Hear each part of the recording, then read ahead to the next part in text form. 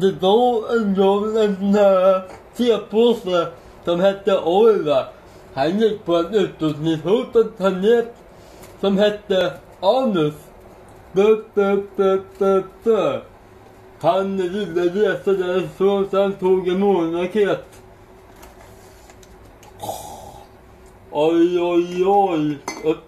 Han hamnade i en stor marängfisk. Eller han hoppade ner och dog.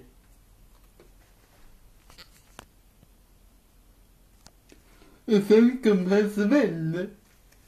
Han ville också bada, men han hittade ingen marängfisk. Och då ville han bleka sitt anus istället med sin vän. Sen bad han sin degiga vän att prova först.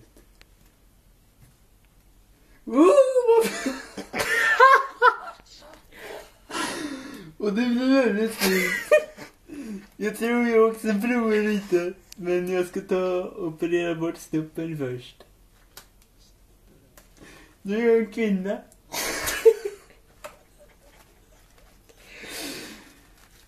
Titta. Titta här nu. Han passar väldigt bra i färgen av håret. Men sen en dag kom en marängfisk förbi. En blå en. Och då ville han också bada. Så hoppade ut.